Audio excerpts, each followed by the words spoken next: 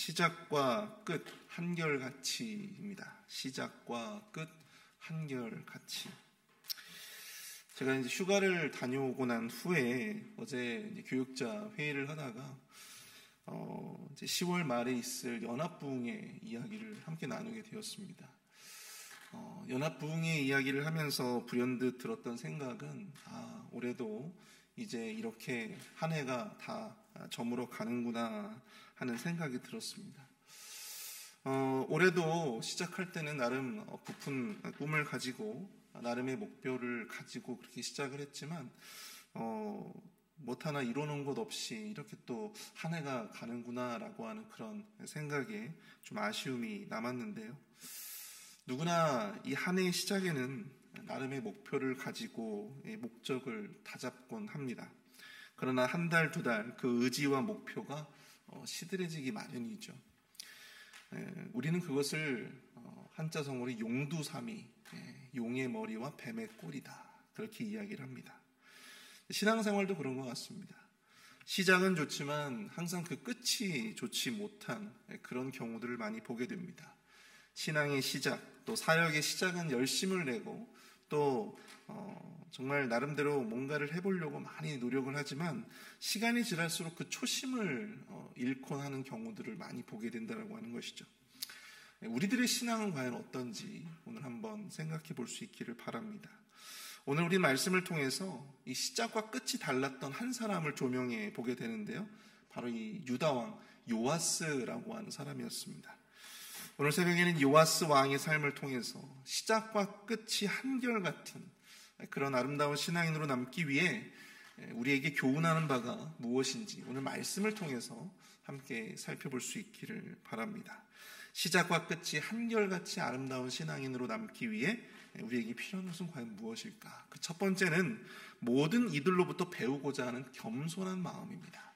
모든 이들로부터 배우고자 하는 겸손한 마음이 필요하다. 1절을 보실까요? 예후의 제7년에 요아스가 왕이 되어 예루살렘에서 40년간 통치하니라. 그의 어머니의 이름은 시비아라 부엘세바 사람이더라. 예후가 북이스라엘의 왕으로 통치한 지 7년이 되던 해에 유다에는 새롭게 요아스라고 하는 인물이 아달랴에 이어서 왕으로 즉위하게 됩니다. 이때 그의 나이가 몇 살이었냐면 7살이었어요. 7세였습니다. 원래 나이가 어리면 사실상 왕으로서 직접 나라를 다스리기가 어렵죠. 그래서 왕의 어머니 혹은 그 나라의 가장 존경받는 재상이 나라를 다스리게 됩니다. 요아스에게도 그런 존재가 있었어요. 2절을 보시면 요아스는 제사장 여호야다가 그를 교훈하는 모든 날 동안에는 여호와 보시기에 정직히 행하였으되. 요아스에게 매우 긍정적인 멘토의 역할을 했던 자가 있었습니다. 그것은 바로 당시 제사장이었던 여호야다라고 하는 인물이었습니다. 근데 여기서 제사장 여호야다가 그를 교훈하는 모든 날 동안에는 여호와 보시기에 정직히 행하였으되 라고 하는 구절이 나오는데요. 이 구절의 원문을 보시면 요아스가 살아있는 동안, 요아스가 그에게 가르침을 주는 동안, 그러니까 쉽게 말하면 요아스가 이 왕의 곁을 지켰던 그 기간만큼은 왕이 여호와의 보시기에 정직하게 행하였지만 여호야다가 그의 곁을 지키지 않은, 여호야가 죽은 이후에는 그의 삶이, 그의 통치가 아주 어려웠다라고 하는 것을 이야기해주고 있는 것이죠. 실제로 이 역대하 24장 15절에서 25절까지의 기사를 보면요, 그의 이 요아스에 대한 평가와 더불어 이 여호야다의 사후 이 요아스의 통치가 어땠는지를 우리가 엿볼 수가 있습니다. 여호야다는 130세를 일기로 세상을 떠나게 되는데요. 그의 시신을 다윗성 유다 왕의 묘실에 안치할 정도로 그는 참 명망 높은 그러한 대제사장이었습니다. 그러나 그가 죽은 후에 왕이 하나님 여호와의 전을 버리고 아세라 목상과 우상을 섬기고 또 그 죄로 말미암아 하나님의 진노가 유다와 예루살렘에 임했다라고 이 역대하 이 자료에 기록이 되어져 있는 것이죠. 매우 어린 나이에 왕으로 즉위한 요아스는요, 이 어릴 때에는 여호야다의 선한 가르침대로 하나님 보시기에 매우 정직하게 행동했습니다. 그러나 여호야다의 가르침에 벗어나게 된 바로 그 시점부터 그의 삶이, 또 그의 통치가, 또 하나님에 대한 그의 신앙이 엇나가기 시작했다라고 하는 것이죠. 성인이 왕이 되어도 참 쉽지 않은 것이 바로 이 왕위의 모습입니다. 그런데 요아스는 고작 7살이었어요. 오늘 본문 중간에도 이 성전 보수를 둘러싼 이 문제를 이야기하고 있는데요. 이 요아스가 사람들이 성전에 드리는 은을 받아서 이 성전에 파손된 곳을 수리하라라고 하는 어떤 그런 명령을 내리게 됩니다. 그런데 왕으로서 그런 명령을 내리고 또 왕으로 즉위한 지 23년이 지나도록 아무도 그 성전을 수리하지 않았다고 하는 것이죠. 왕의 명령임에도 불구하고 지지부진하게 일이 진행된 것을 보면 여러분 당시의 이 권력이, 왕의 권력이 얼마나 미약했는지를 우리가 알 수 있습니다. 또한 그가 왕으로서 하나님 보시기에 정직하게 행했음에도 불구하고 또 산당을 없애지 못했던 것을 보면 그의 어떤 이 왕권과 또한 그의 어떤 힘이 매우 미약했음을 우리가 보게 된다라고 하는 것이죠. 그러나 이 여호야다가 죽고 요아스가 드디어 이제 성인이 되었죠. 그는 더 이상 누구의 말도 듣지 않습니다. 여호야다가 죽고 난 다음에 이 요아스가 계속해서 실정을 거듭하게 되자 이 여호야다의 아들이 있었거든요. 바로 스가랴라고 하는 인물이었습니다. 그가 왕에게 직언을 해요. 그가 왕에게 하나님의 뜻을 알리고 직언을 하는데요. 결국 그는 돌에 맞아 죽게 됩니다. 그는 더 이상 누구에게도 배우려 하지 않았습니다. 누구의 말도 들으려 하지 않았다라고 하는 것이죠. 그 순간 그는 타락해서 여호와 앞에 정직하게 행하던 삶을 버리고 아세라 목상과 우상을 섬기는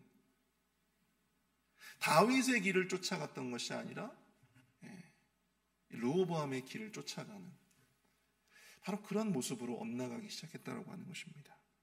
아이러니한 것은요, 여러분들 이웃나라 아람 핫사엘이 유다를 쳐들어온 것인데 이 요아스가 어리고 또 왕권이 아주 미약했을 때 그때에는요 오히려 이 나라가 안정되어 있었어요. 그때에는 반역도 없었고 또 외적의 침입도 없었습니다. 근데 참 신기한 것은 이 요아스가 자기 스스로 이젠 나라를 다스려 보겠다라고 하는 어떤 왕권이 점점 강화되고 그러한 시점에서 외국이 침입해 들어오고 또 우리가 나중에 기사를 보시면 아시겠지만 나라 안에 반역이 일어났다라고 하는 점입니다. 요아스가 성인이 되고 그가 그 누구에게도 배우려 들지 않았을 때, 하나님의 길로 걸어가지 아니하고 여호와 보시기에 정직한 길로 행하려 하지 않았을 때 나라는 오히려 약해져 가고 하나님의 보호막이 해제되어 버린 어떤 그런 모습들을 우리가 보게 된다라고 하는 것이죠. 그리고 나중에는 어떻습니까? 성전의 성물과 왕궁의 금을 가져다가 아람 왕 이 핫사엘에게 조공으로 바치는 그러한 악행을 저지르게 되었다라고 하는 것입니다. 주변의 멘토가 사라지고 배움에 대한 겸손이 사라지는 그 순간 하나님은 더 이상 이 요아스와 함께하지 않으셨습니다. 요아스는 비참한 최후를 맞이하게 되는데요, 자신의 신복들에게 배신을 당해서 죽임을 당하게 되었다라고 하는 것입니다. 여러분, 신복이 뭐예요? 신복. 가장 믿고 가장 아끼는 부하들 아니겠습니까? 근데 그런 자들에게 죽임을 당하게 되었다라고 하는 것이죠. 성인이 된 후에도, 여호야다가 죽은 후에도 그가 겸손히 주변에 있었던 하나님의 사람들의 말에 귀를 기울이고 또 그들을 통해서 하나님의 말씀을 배우고 또 하나님의 말씀을 깨달았다면, 그가 하나님의 뜻이 무엇인지를 분별하고 하나님의 뜻에, 하나님의 명령에 자신의 귀를 기울였다면 어떠했을까? 아마도 그의 인생뿐만 아니라 유다의 역사가 바뀌지 않았을까요? 여러분, 잠언을 보시면 하나님께서는요, 이 개미에게서라도 배우라고 말씀을 하십니다. 뿐만 아니라 하나님의 교훈을 멸시하고 그 가르침을 거부하는 자들을요, 악하고 또 어리석은 자들이라고 잠언은 우리에게 가르쳐줍니다. 사랑하는 성도 여러분, 항상 우리 주변에 내가 정말로 신실하게 배울 수 있는 좋은 멘토들을 곁에 두실 수 있기를 바랍니다. 나에게 선한 영향력을 끼칠 수 있는 그런 자들과 여러분들 함께 하십시오. 그런 자들에게 비록 그들이 나보다 나이가 어리고 그들이 나보다 직책이 낮을지라도 그들로부터 배우고자 하는 그런 마음들을 여러분들 가지실 수 있기를 축복합니다. 나이를 따지지 말고 지위 고하를 따지지 말고 하나님의 길을 걸어가며 배울 점이 있다면 여러분 겸손하게 배우고 그 가르침을 따르는 그런 겸손과 순종함이 여러분들 오늘 이 요아스의 삶의 모습을 통해서 우리가 깨닫게 되는 첫 번째 교훈인 것입니다. 두 번째로 우리가 시작과 끝을 한결같이 아름답게 유지하기 위해서 필요한 것은 무엇이냐면 하나님을 위한 일보다 또 하나님을 위한 마음을 지키는 것에 우리가 노력해야 한다고 하는 것입니다. 앞에서 언급한 것처럼 요아스는요, 성전 보수에 아주 큰 관심이 있었던 사람이었습니다. 성전에 대해서 남다른 관심이 있었던 사람이었어요. 그는 어린 나이임에도 불구하고 성전 보수에 대한 명령을 내리게 됩니다. 그러나 아무도 그 명령을 수행하지 않았어요. 무려 23년 동안. 아마도 제사장들 중에 이 중간에서 그 은을 착복했던 어떤 그러한 사람들이 있었던 것 같습니다. 그래서 그는 여호야다 대제사장과 더불어 여러 제사장들을 부르고 이 성전 보수에 관해서 이 재정과 실제 집행에 대한 그런 책임을 서로 분리시킵니다.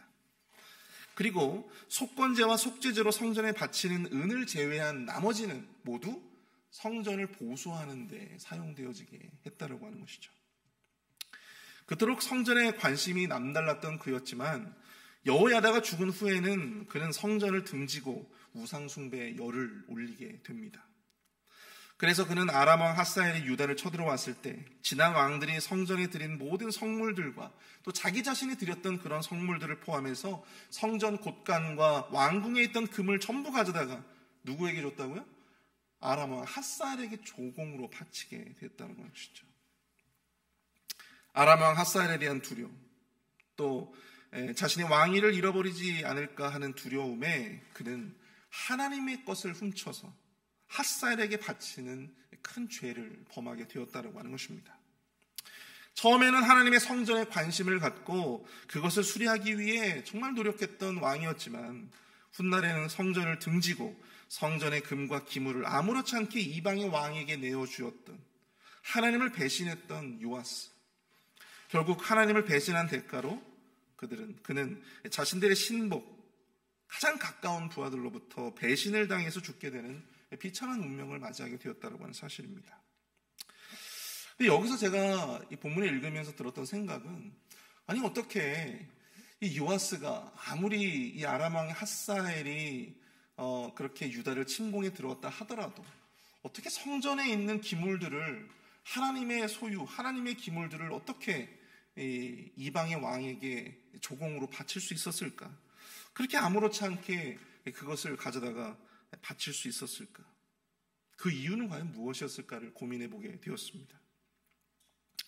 그것은 그가 하나님을 위해서 했던 그 헌신, 하나님을 위해서 했던 그 모든 일들을 바로 자기 자신의 공로로 여겼기 때문이었어요. 하나님을 위해서 한 일을 자신의 공로로 여겼기에 성전의 모든 것들, 성전에 있는 모든 것들도 그것이 하나님의 것이 아니라 바로 자기 자신의 것이라고 생각했던 것입니다. 여러분, 한국 교회에서 왜 이 목회자들이 명예로운 은퇴를 하기가 어려운 것일까요? 교회를 마치 여러분 자기 자신과 동일시하기 때문입니다. 내가 어떻게 교회에 헌신했는데, 내가 얼마나 교회에 내 젊음과 내 인생을 바쳤는데, 그러다 보니까 어느새 교회가 자신의 소유가 되어 버렸다라고 하는 것입니다.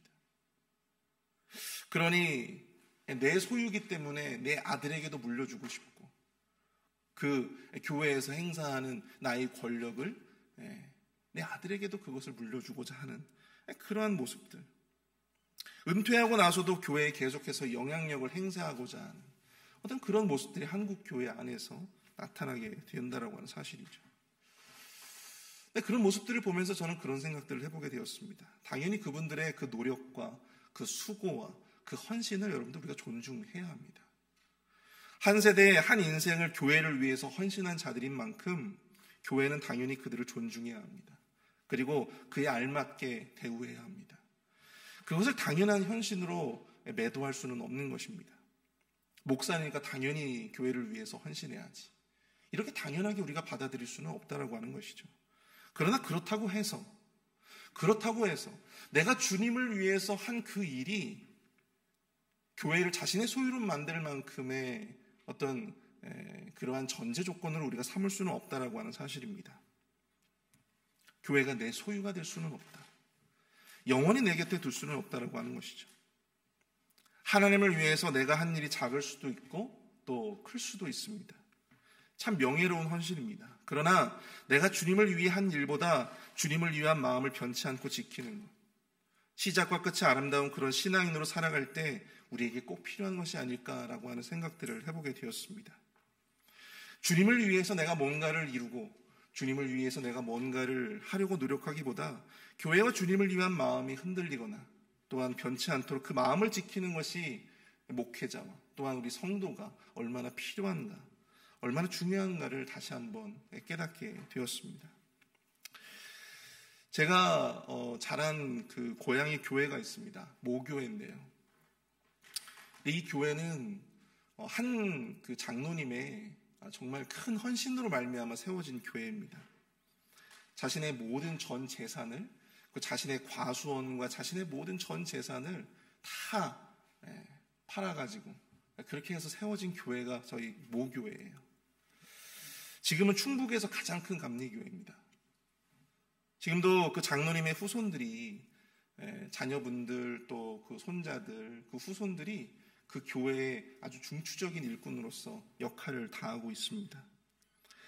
그 후손들 가운데는 목사들도 나왔고 또 장로들도 나왔고 권사, 집사 참 다양하게 배출이 되었습니다. 근데 그 교회가 담임 목사님이 이렇게 교체가 되고 난 이후에, 세대 교체가 되고 난 이후에 굉장히 조용하게 성장했던 교회였는데요. 그 교회가 내홍에 휩싸이게 되었습니다. 교회에 좀 변화를 일으키고자 개혁의 칼을 빼어든 그 담임 목사님에게 반기를 드는 그러한 사람들이 있었어요. 그래서 이 담임 목사님 사이드와 그리고 그 반대쪽 사이드가 서로 이제 분열하게 되었던 것이죠. 근데 여러분, 이때 이 원로 장로님의 가족들은 누구의 편을 들었을까요?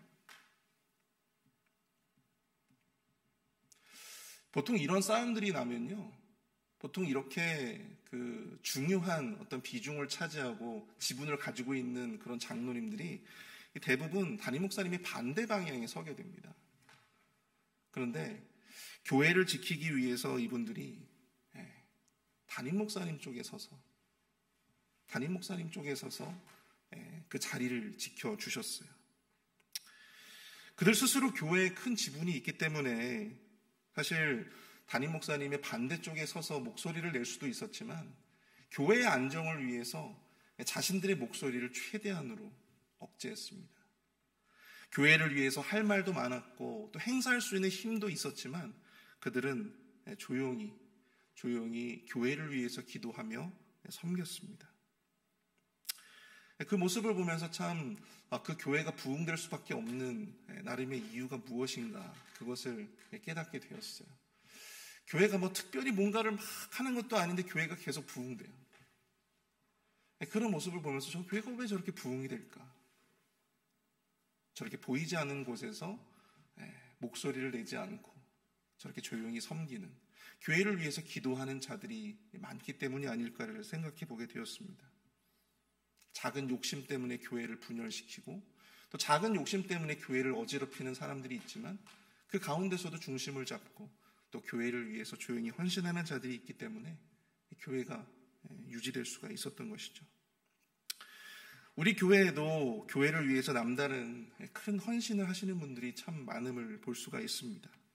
그런데 여러분, 그 헌신이, 그 주님을 위해서 여러분들이 행하신 그 모든 일들이 여러분들의 목소리의 크기가 되지 않기를 축복합니다. 우리가 감당하는 사역의 지위가 여러분들 자신의 권위가 되지 않기를 축복합니다. 우리가 교회에 출석하고 또 그 사역을 처음으로 감당했던 여러분들의 그 초심, 그 마음, 하나님을 향한 또 교회를 향한 그 순전한 마음이 온전히 지켜지는 그러한 우리의 신앙이 될 수 있기를 축복합니다.